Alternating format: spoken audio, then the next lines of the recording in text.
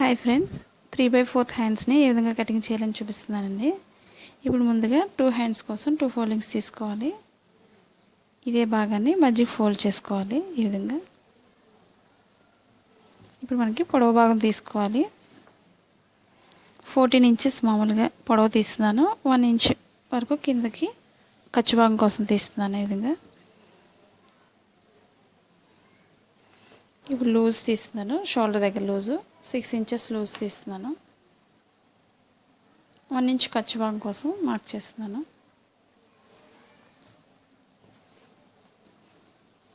ఇప్పుడు ఇక్కడ నుంచి చంక భాగానికి లోతు భాగం తీస్తున్నాను. ఒక 2 ఇంచెస్ తీస్తున్నాను ఈ విధంగా లోతు భాగం కోసం. ఇప్పుడు ఇక్కడ నుంచి 1 ఇంచ్ వరకు స్ట్రైట్ తీసుకోవాలి. 1 ఇంచ్ దాటిన దగ్గర నుంచి ఈ విధంగా లోతు భాగం తీసుకోవాలి.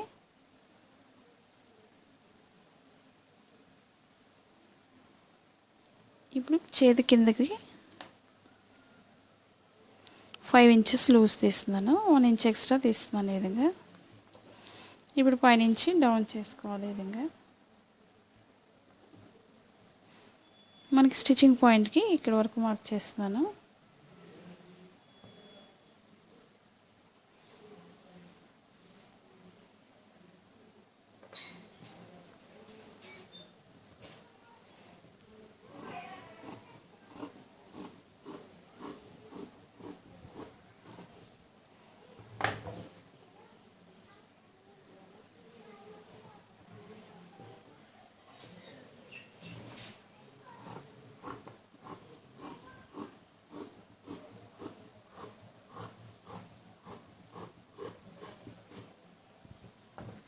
ఇప్పుడు మనకి షోల్డర్ మధ్య భాగంలోనే కొంచెం కట్ చేసుకోవాలి. ఇక్కడ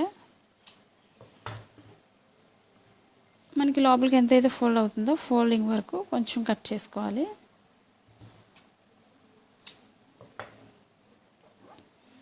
ఇప్పుడు మనం 2 రైట్ సైడ్స్ కూడా లోపలికి వచ్చే విధంగా మనం వేసుకోవాలి. ఇప్పుడు ఫ్రంట్ పార్ట్కి వచ్చే విధంగా మనం లోతు భాగం తీసుకోవాలి. ఈ విధంగా రైట్ సైడ్స్ రెండు కూడా ఎదురుబెదురుగా వేసుకోవాలి. ఇప్పుడు ఇదే భాగాన్ని ఒక దానిపై వేసుకోవాలి.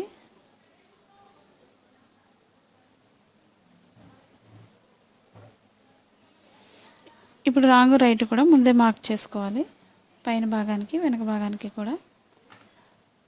ఇప్పుడు మనకి స్టిచ్చింగ్ పాయింట్ ఎక్కడి నుంచి అయితే ఉందో స్టిచ్చింగ్ పాయింట్ దగ్గర నుంచి మనం లోతు భాగం తీసుకోవాలి.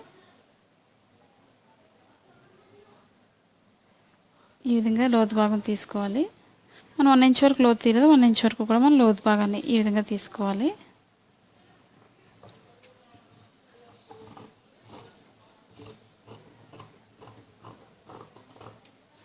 స్టిచ్చింగ్ పాయింట్లో మనం కొంచెం కట్ చేసుకోవాలి, స్టిచ్చింగ్ పాయింట్ అని తెలియడం కోసం. ఇప్పుడు మనకి కింద భాగానికి మనం అంచు వేసుకోవచ్చు. మనకి ప్యాంట్ చుడి ప్యాంట్ ఏదైతే కలర్ అయితే ఉందో అది తీసుకొని మనం కింద అంచు భాగానికి కలర్ వేసుకోవచ్చు. ఈ విధంగా ఒక 1 ఇంచ్ ఎక్స్ట్రా తీస్తే సరిపోతుంది.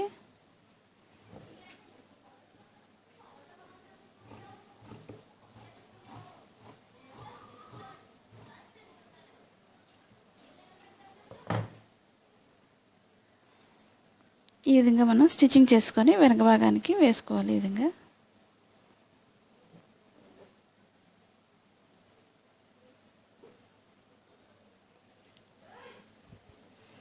ఇప్పుడు మనం షోల్డర్ కిందకి వచ్చే విధంగా కొంచెం డిజైన్ కటింగ్ చేస్తున్నాను.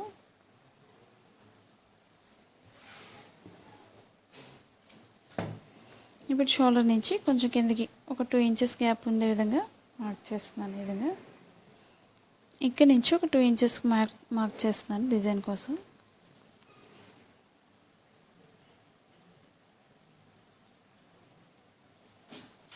ఇప్పుడు ఇక్కడ నుంచి ఒక 2 ఇంచెస్ గ్యాప్ ఉంచి మార్క్ చేస్తున్నాను.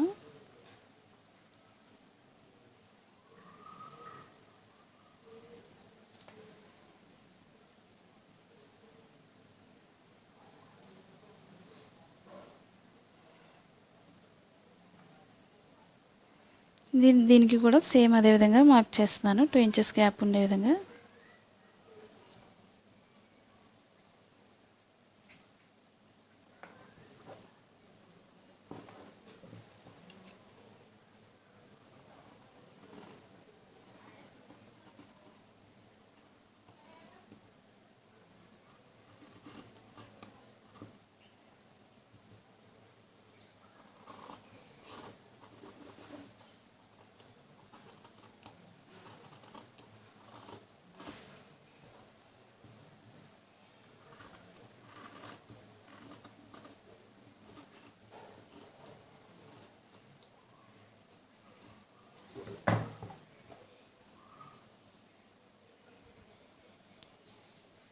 ఇప్పుడు మన చుట్టూరు కూడా రెడ్ కలర్ తీసుకుని చుట్టూరు పైపింగ్లో వేసుకోవచ్చు డిజైన్ని. ఇప్పుడు మనకి ఖర్చు భాగాన్ని లోపల ఫోల్డ్ చేస్తున్నాను.